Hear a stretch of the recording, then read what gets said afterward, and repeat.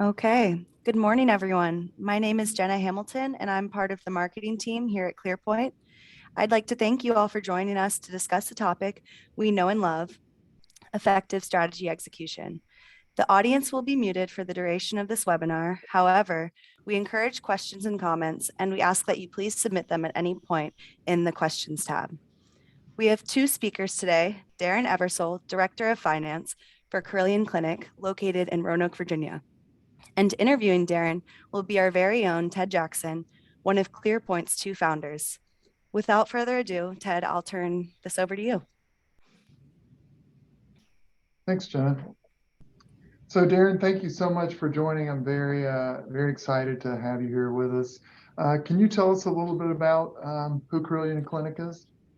Yeah, thank you for having us today on this forum. Carilion Clinic, for those that are not familiar with, is a healthcare organization in Southwest Virginia. If you imagine the landscape of Virginia, we are west of Richmond and the largest employer, about 13,000 employees. We have 1,000 providers. We do over 1 million patient visits in a given year. So we're a level 1 trauma center and a major footprint in Southwest Virginia. Great. And how long have you been there, and how long have you been kind of focused on performance management? Yeah, so I've been with Carilion for 15 years, going on, well, soon to be 16 years. I started in the kind of the general finance forecasting world early on, and then about 7 years into my tenure, I moved over to more of a focused on performance management, as well as having some oversight of certain community hospitals as well, and then kind of moved more now into major projects from a financial perspective. But primarily, one of my roles is performance management, and also on when I talk about performance management, senior level performance management, as well as physician, or I should say provider performance management, and how we track. Great. So that's what I was going to say. Let's jump right in and tell, it sounds like there are kind of two different types of performance management. Let's dig into it a little bit more. So tell me about, go ahead. Great question. So we have performance management. We do measure this across the board in different ways, but we look at it more of from an audit perspective and like a compensation perspective. I manage more of the compensation component, both from the senior leadership team, as well as the physician component, or I should say provider. When I say provider, I mean nurse practitioners as well as physicians. We have two different types of, we can call it, just to make it easy, a bonus structure or a tier payment. So senior leadership as well as our providers have a base compensation, and then they also have an at-risk compensation from a performance management. Now they also have a productivity management, but we don't measure that through ClearPoint. But I oversee the development of that performance management, or tier ones, for all the providers across the system. And I mean, I'm happy to go into the details of that, how we create that, but I'll kind of lead it up to you, Ted, kind of where we want to go with this. Sure. Well, let's talk about the providers before we talk about kind of senior management. So tell me a little bit more about kind of the layers and how it's structured. Like you can either start at the top and roll down, or start at the bottom and roll up, and maybe for anyone that's not in healthcare, give an example of. Yeah, so that's a great point. So we have, let's just say we have 10 departments. So we have radiology, pediatrics, OB, surgery, orthopedics, and so on.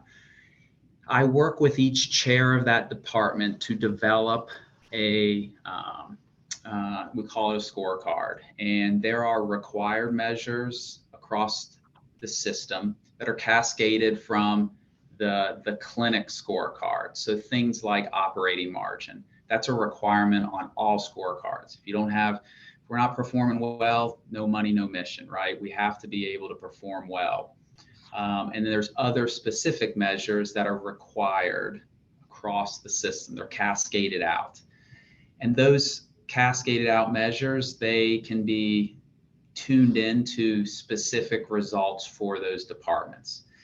So after you kind of comb through those required, I work with each chair and look at it a level. You have a level. So you have the chair of the department, then you have section chiefs. So we can use the Department of Medicine. You have a chair of the Department of Medicine, and underneath them, he has sections such as dermatology, internal medicine, hospitalists, rheumatology, and so on. Each one has a section chief.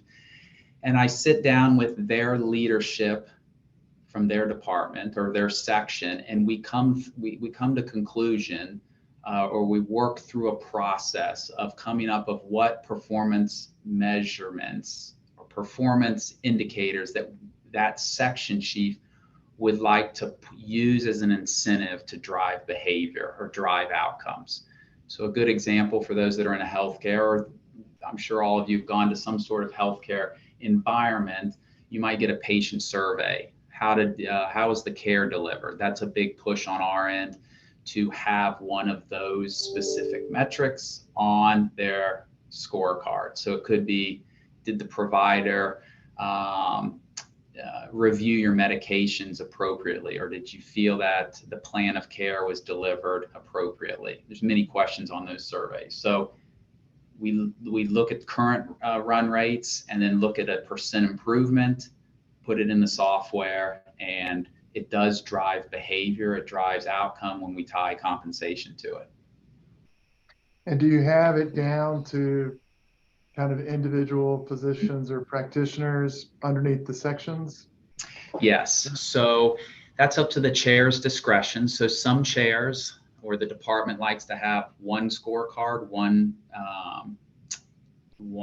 8 or 9 measures specific for 40 providers. And then we also have our family medicine doctors all have individual, it's the same measure, but it's individual results. So they all have the same 8 measures, but it's how that provider is performing individually. And one could say one way is better than the other, but that's the chair's discretion, and it's up to them. But yes, we do. Currently, I think we have about 300 scorecards through ClearPoint, so it's pretty big.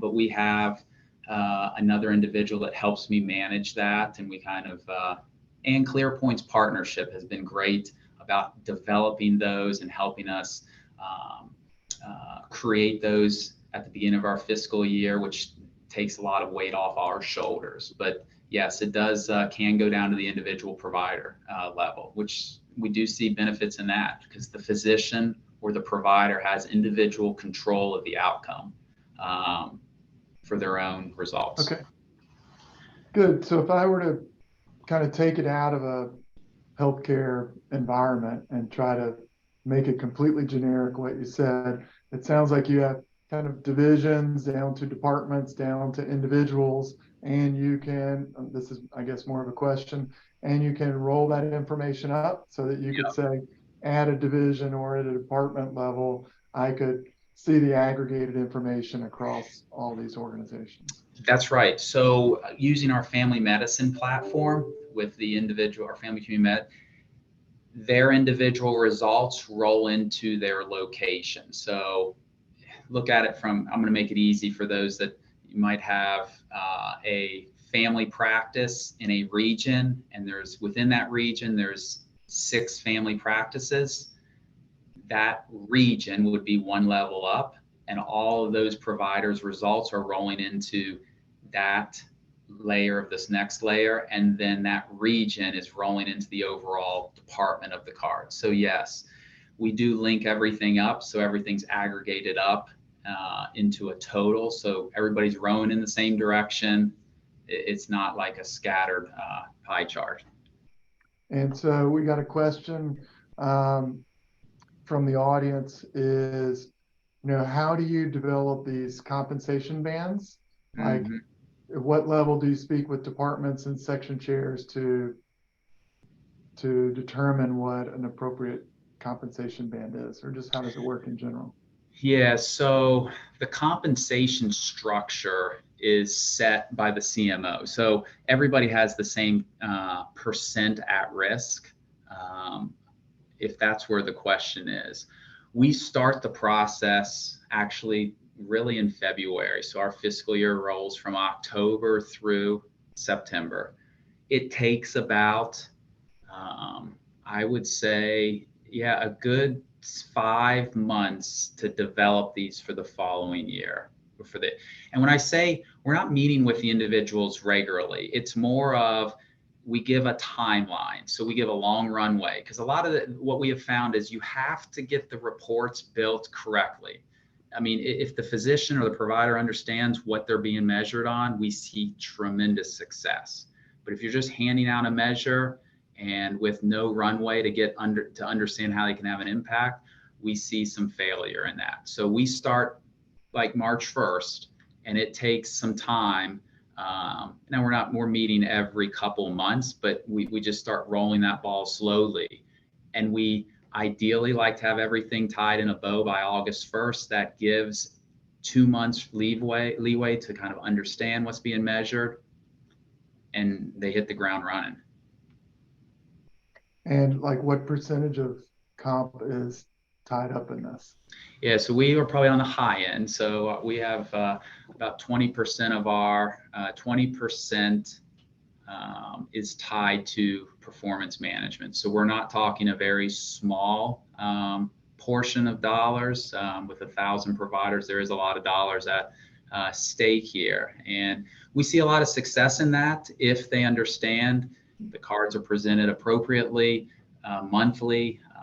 We try to push them out to individuals as much as we can.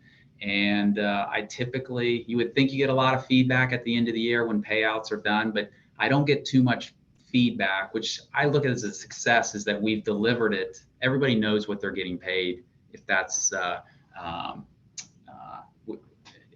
if you're presenting it regularly. Right.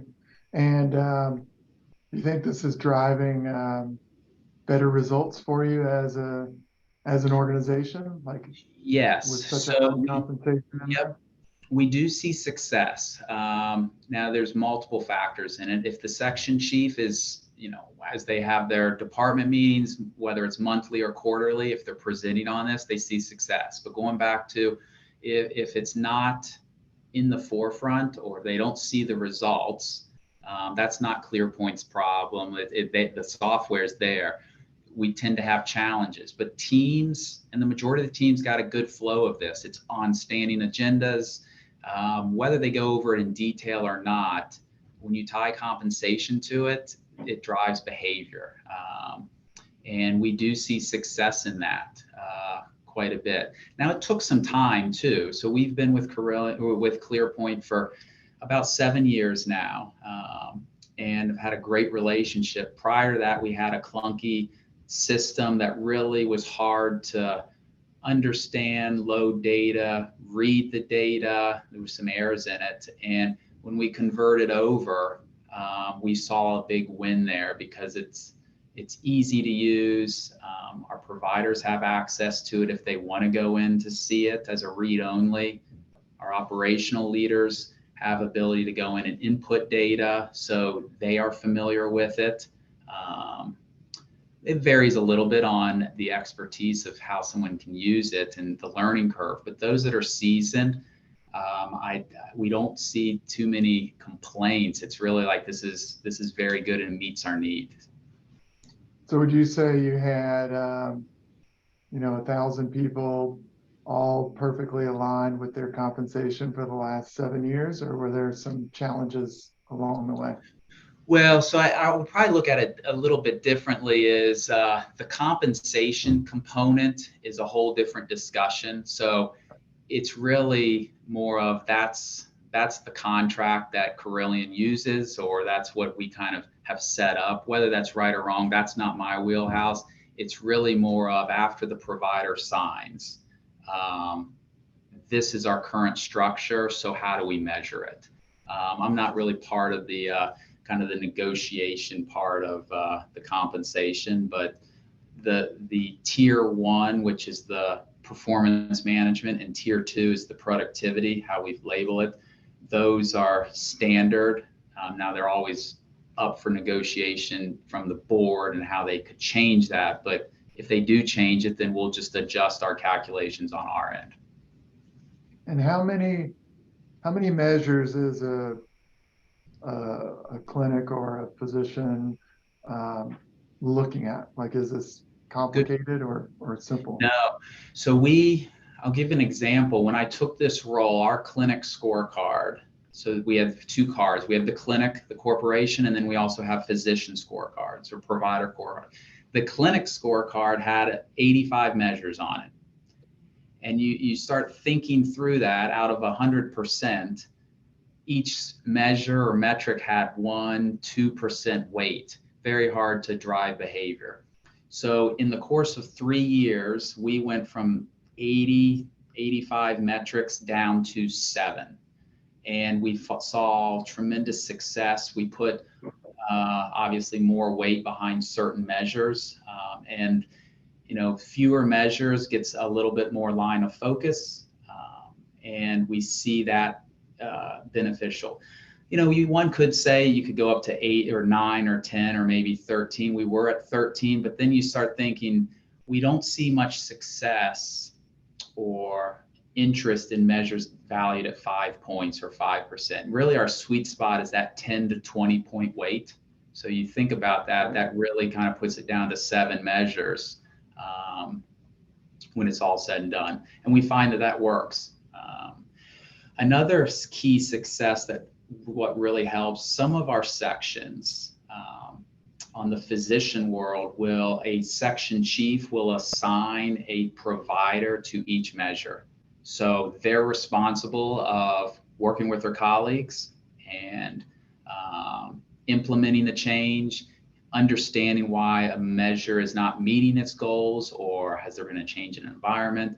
There's lots of factors that can drive that, but we find that having a metric champion per metric really helps articulate and keep a pulse on what the outcomes are. And we also do that on the clinic scorecard as well. We have a couple champions on the senior level, senior management team that oversee those measures and have work groups that are working on that. When I hear clinic, I think of a small group, but yeah, you're creating a clinic, so it's like the full executive scorecard. So we have a few questions coming in while you've been talking. So these measures, let's focus on the provider side first. Are they solely based on numbers, or how much is qualitative information? That's a good question. So we have a scorecard committee, which consists of a few chairs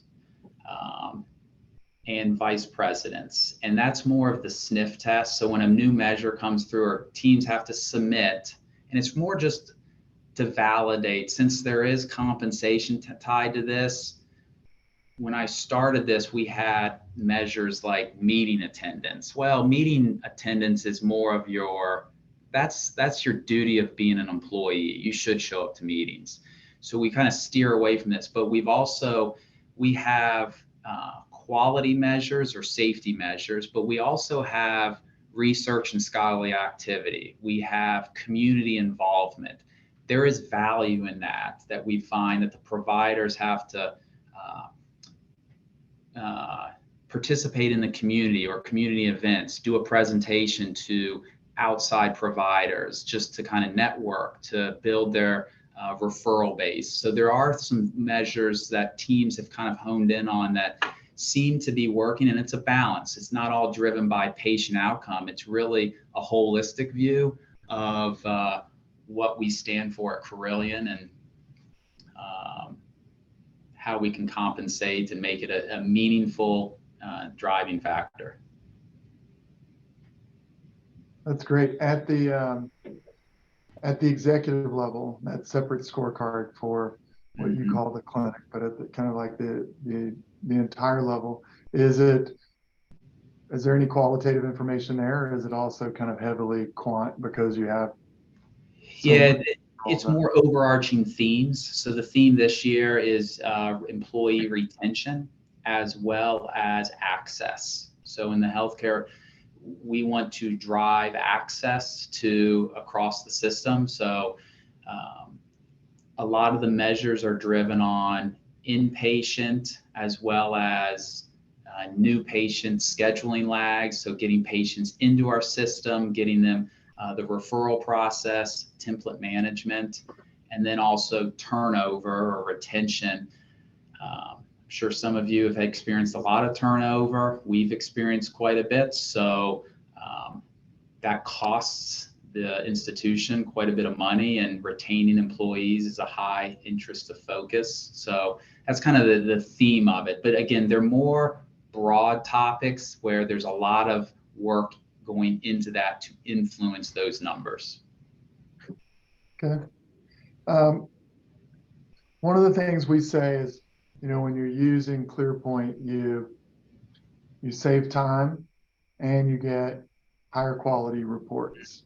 I know you kind of briefly touched on, a system you were using in the past, but just curious about, like, when you look at, using a system like this, do you think about like the time savings? Have you ever tried to quantify or think about the report quality and things like that as well? Yeah, so it is, I think there's two parts to this for us. Is the old system, I'll talk about the service we've received from ClearPoint.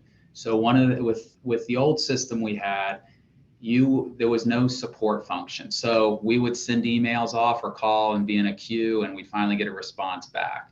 Well, that took time. Whether it's right or wrong, some groups would present stuff or going in and they couldn't get the report. So we're like, well, we're sorry. That's a big benefit we see is with ClearPoint, we have actually gotten timely responses. We get things fixed correctly, or if there's an issue, we get it done. The results take care of itself very quickly.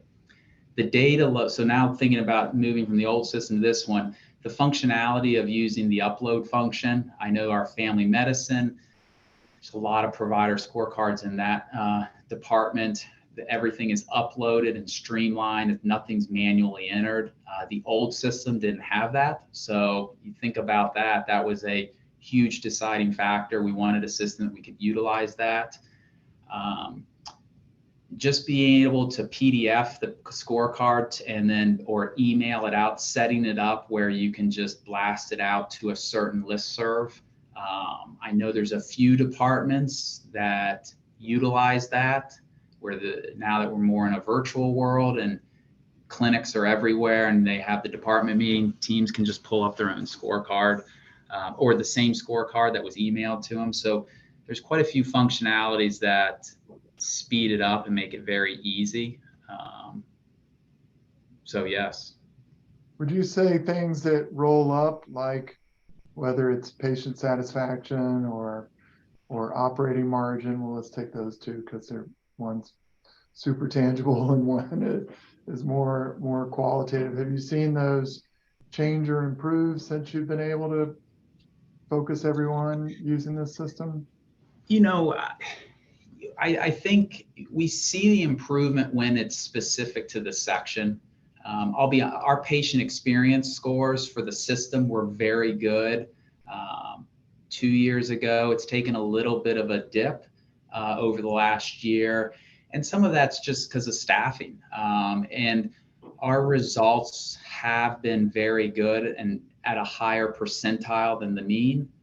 So, you do hit sometimes a ceiling on the patient experience, and is moving up 0.5% really, is that really showing an extreme improvement? I don't know. One could argue yes or no. The operating margin, I mean, that's more of just a high level. We do see that, especially now, there's a high focus in on the operation. So I'm hopeful in the future, like with teams working on efficiencies, yes, we should see that yield in a favorable direction going forward. Okay, great. We've got another question from the audience is, what does performance management look like when the results are not what's expected? And how do you kind of push for improvement? Like give us, like if you have an example or any anecdote for how So that's a good question. So we do have occasionally some sections that do not meet their goals, and that's just natural. It does happen. Some of it is, reflecting back on, well, what drove the change? And I think what we've learned is don't choose metrics or measures that maybe are tied to physician recruitment or retention. So I don't have a specific example on my off the top of my head, but sometimes if you lose a provider, your scores will suffer because just of natural cause. And we don't want to penalize any providers because of that. But on the same lines, we don't change the measure because of that.